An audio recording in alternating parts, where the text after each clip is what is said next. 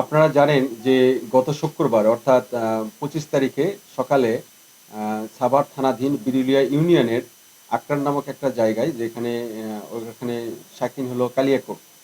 তো ওখানে একটা বাঁশঝাড়ের ভেতরে একটা ডেড বডি পাওয়া যায়। একটা মহিলার মানে নগ্ন অবস্থায়। তো তারপরে এটার পরিচয় পাওয়া যাচ্ছিল না। তারপরে বিভিন্ন মাধ্যমে আমরা পরিচয়টা শনাক্ত করি। শনাক্ত করে জানা যায় যে সেই মহিলাটার নাম হলো তানিয়া। তার গ্রামের বাড়ি নারায়ণগঞ্জ জেলার আড়াইহাজার থানায়। সে একটা গার্মেন্টস কর্মী। এরপরে আমরা তার পরিবারকে খবর দেই। খবর দেওয়ার পরে আমরা এটা দেখতে পাই যে তাকে শ্বাসরোধ করে হত্যা করা হয়েছে এবং গলায় অন্যায় কিছু রাখা হয়েছে এবং সমস্ত শরীরে আহ, হলো কোনো কাপড় ছিল না। অর্থাৎ তাকে অর্ধনগ্ন করা অবস্থায় ছিল এবং তার সাথে একটা যৌন নির্যাতনের মতো দেখা যাচ্ছিল।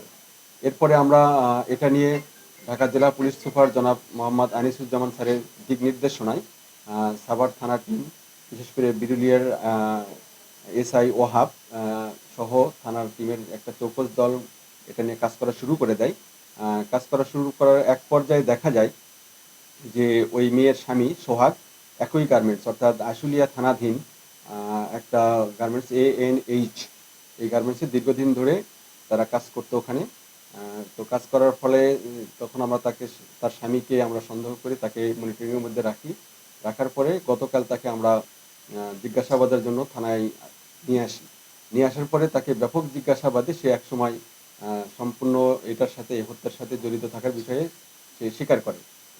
তার ভাষ্য অনুযায়ী এবং আমাদের পারিপার্শ্বিক জিজ্ঞাসাবাদে এবং তদন্তে যে জিনিসটা বের হয়ে এসেছে সেটা হলো যে এই মেয়েটা এবং তানিয়া এবং সোহাগ ওই ANH গার্মেন্টসে, একই গার্মেন্টসে চাকরি করত এবং চাকরি করার সুবাদে গত বছরে তাদের মধ্যে বিবাহ বন্ধনে তারা আবদ্ধ হয়। হওয়ার ফলে এবং তানিয়া সোহাগের দ্বিতীয় স্ত্রী এবং তানিয়াও হলো দ্বিতীয় বিয়ে করেছে সোহাগকে। অর্থাৎ তার প্রথম দিকের একটা সন্তান রয়েছে 6 বছর বয়স, সে তার গ্রামের বাড়িতে থাকে আড়াইহাজারে। তো এদের মধ্যে যে সম্পর্ক থাকার ফলে এবং বিবাহ আবর্জনের ফলে তাদের একটা হলো পেটে বাচ্চা আসে। এই মেয়েটা যাকে মারা হয়েছে তার তিনি 4 মাসের অন্তঃসত্ত্বা ছিলেন। তো তাকে নির্মমভাবে মেরে ফেলেছে সে এই সোহাগ। তো এই নৈপথ্যের কারণ যে সেটা হলো তার প্রথম স্ত্রী জেনেছে যে তাকে তুমি আবার বিয়ে করেছো, সেটা বাচ্চা আসছে, এদের মধ্যে একটা দ্বন্দ্ব চলছিল। তখন সে স্ত্রীকে অন্য পুরুষের সাথে পরকীয়া রয়েছে এই রকমের একটা অপবাদ দিয়ে তাকে সেদিন ঘটনার দিনে ওই তারা যে আশুলিয়া থানাধীন একটা বাসায় ভাড়া থাকতো সেই ভাড়া থেকে তাকে নিয়ে যায় সাথে করে। বলে যে চলো আমরা বেড়াতে যাই 23 তারিখে রাত 8টার সময়। তারপরে তাকে 23 তারিখ রাত 8টার সময় বেড়ানোর নাম করে নিয়ে গিয়ে বিরিলিয়া ইউনিয়নে অর্থাৎ সাভার থানাধীন এই কালিয়াকৈর জায়গায় ওই বাঁশ ঝাড়ের মধ্যে সে বলে যে তোমাকে চলো এই ভেতরে নিয়ে যাই। তো যেহেতু তার স্বামী স্ত্রী সেই বাঁশ ঝাড়ের মধ্যে নিয়ে যায়, নিয়ে যাওয়ার পরে বলতেছে যে এখানে তোমার সাথে আমার শারীরিক সম্পর্ক করতে ইচ্ছে করছে। তো তার সাথে শারীরিক সম্পর্ক করে।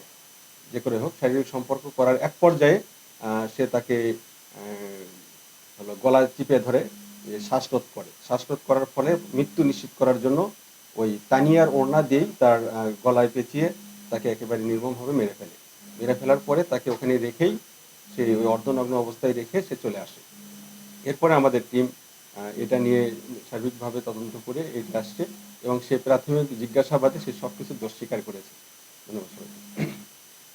আসলে আপনি বলছেন এটা ধর্ষণ করে তাকে হত্যা